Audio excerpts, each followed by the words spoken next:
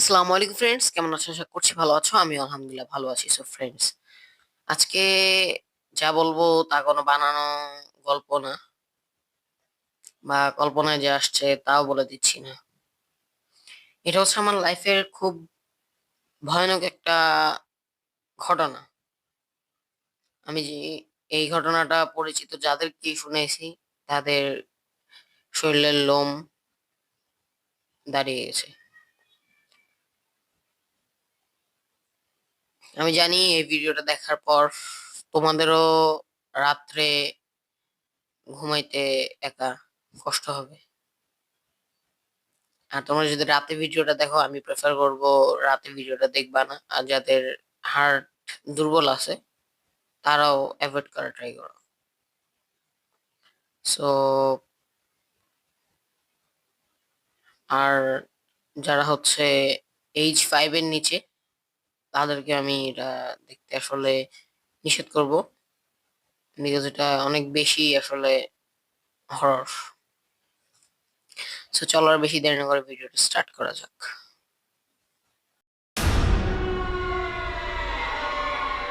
Friends, এই ঘটনাটা হচ্ছে আমার ক্লাস 6 এর ফার্স্টের দিকে। তো ফার্স্টে একদিন রাতে হচ্ছে আমরা আমাদের বিল্ডিং এর ফ্রেন্ডসরা সহ মিলে আমি যখন আমরা ব্যাডমিন্টন খেলতেছিলাম। তো আমাদের যে বাসাটা ছিল এখানে হচ্ছে আমাদের বাসার এই সাইড এক সাইড, এবং আরেক আমাদের ঠিক বাসার অপোজিট একটা ওয়াল ছিল, এবং ওয়ালের ওই পাশে আরেকটা সাইড। এখন এখানে একটা মসজিদ ছিল, এবং মসজিদের পাশে একটা জায়গা ছিল, এখানে হচ্ছে ওয়াসার পাম্প বসানো ছিল। তো সেখানে সব হচ্ছে জংলা এবং আর বিভিন্ন ইয়ে আছে। এটা তো এটা আসলে অনেক বেশি মানে ময়লা স্থান, এখানে হচ্ছে খারাপ কিছু থাকার সম্ভাবনা অনেক বেশি। তো ফার্স্টেই হচ্ছে আমরা ব্যাডমিন্টন খেলতে খেলতে হঠাৎ করে আমার চোখ পড়লো ওই ওই পাশে একটা গাছের উপর সাদা কিছু একটা আমি দেখলাম। জাস্ট সেই মুহূর্তে আমার শরীরের লোম দাঁড়িয়ে যায়। ইভেন এখন ওই যে আমার শরীরের লোম হচ্ছে দাঁড়িয়ে যাচ্ছে এই ঘটনাটা বলতে গিয়ে। লিটারালি ভাই এখনই আমার ভয় লাগতেছে আমার রুমের ভিতর। তো ব্যাডমিন্টন খেললাম একদিন, ঠিক তার পরের দিন আমরা আবার আসলাম। সেদিন খেললাম ক্রিকেট রাত্রের বেলা। পাশে আমরা লাইট ছিল, কোনো অসুবিধা ছিল। আমার একটা ফ্রেন্ডের কাঠের বল ছিল, এটা সম্ভবত তাকে কেউ একজন গিফট দিছে, তার কোনো একজন রিলেটিভ, মামা বা চাচা কেউ একজন। এই কাঠের বলের প্রাইস ছিল অনেক। তো আমরা খেলতে খেলতে হঠাৎ করে আমার একটা ফ্রেন্ড 6 মারছে, আর ঠিক দেওয়ালের ওই পাশে ওই জঙ্গলটা দিকে, মানে জঙ্গল না ঠিক ওই জায়গাটা দিকে পড়ছে। আর বললাম যেমনটা যে জায়গাটা হচ্ছে একদমই ভালো না, তা এখন রাত্রের বেলায় যেতে হবে, বিকজ এখানে সকালবেলা আবার এখানে ছিল একটা বস্তি ওই পাশে। তো মূলত ওই বস্তির কারণেই হচ্ছে বাউন্ডারিটা দেওয়া হয়েছিল আমাদের দিক থেকে। তার আগে জাস্ট একটা নর্মাল কিছু লোহার ফেন্স ছিল। তো এই দেওয়ালের ওই পাশে যেতে হলে আমাদের অনেকটুকু রাস্তা ঘুরে যেতে হয়। তো আমি হচ্ছে আম্মু আব্বু থেকে পারমিশন নিলাম যে যাবো নাকি, কারণ হচ্ছে অ্যারাউন্ড আমাদের 20 মিনিটের উপর লাগবে যাওয়া আসা করে বলটা নিয়ে আসতে।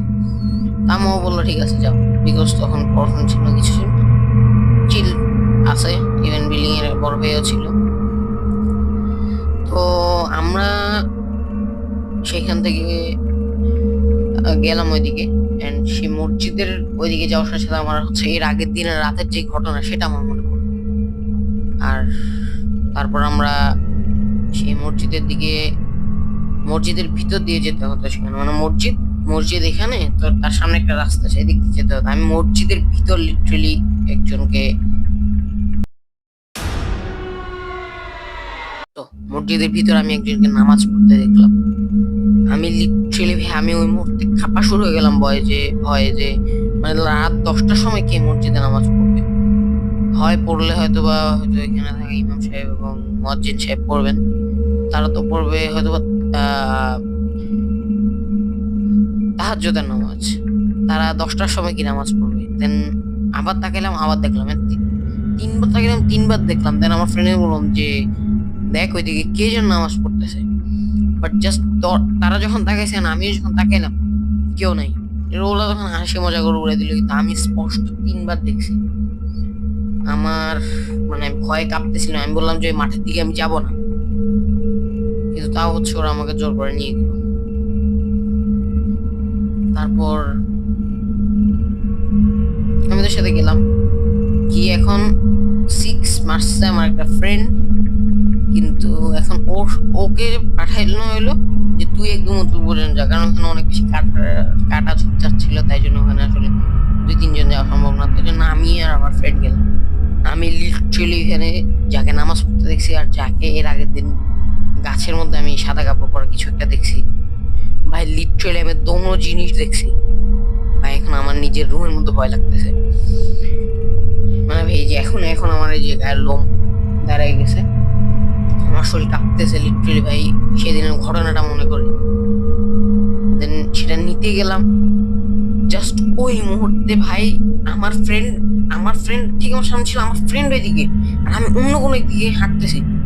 লিটারেলি ভাই আমার মানে শরীরের কাঁপাকাঁপি শুরু হয়ে গেল। আমি আমার ফ্রেন্ড বলছে এই আইনা তুই এদিকে কই যাস।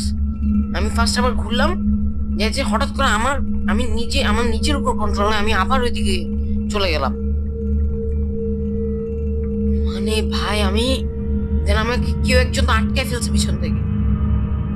আমি হচ্ছে একটা হুডি পরেছিলাম, আমার হুডি ধরে কে যেন ধরে রাখছে, ধরে আমাকে যাইতে দিতেছে না। আমার ফ্রেন্ড বলে কি তুই এখানে দাঁড়াই গেছিস কেন, কিন্তু আমার তো পা চলতেছে, কিন্তু ওরা দেখতেছেন যে আমার পা চলতেছে। দেন আমি অনেক কষ্টে এরপর আমি হচ্ছে পড়া শুরু করলাম, বিভিন্ন দোয়া দৌড় যা জানতাম আমি পড়া শুরু করলাম, আইদল কুরসি পড়া শুরু করলাম। তারপর জাস্ট 1 মিনিট পরেই আমি নিজেকে ফ্রি ফিল করলাম, আমি দৌড় দিয়ে বের হইলাম। এখন ওইখানে কিছু কাঠের ফ্যাক্টরি ছিল, রাতের বেলা সাধারণত কাঠের ফ্যাক্টরি বন্ধ থাকে, কেউ থাকে না। পথের মধ্যে 3-4টা কাঠের ফ্যাক্টরি একসাথে, এই কাঠের ফ্যাক্টরি সেখানে আমি ভুলে ঢুকে গেলাম। এন্ড সেই কাঠের ফ্যাক্টরির সাথে লাগানো ছিল কিন্তু মাঠটা। লিটারেলি আমি মাঠে নিজেকে আবার আমি মাঠে আবিষ্কার করলাম। আর আমার ফ্রেন্ডের মতো আবার ডাকতেছে কি তুই আসতেছিস না, মানে লিটারেলি আমি একটা লুপে ফেসে যাওয়ার মতো ছিল আমার অবস্থা। লিটারেলি ভাই আমি মানে আমার পুরো কাঁপাকাঁপির মধ্যে আমি গোয়া দূর করতে কোনোভাবে ওই দিন আসলাম।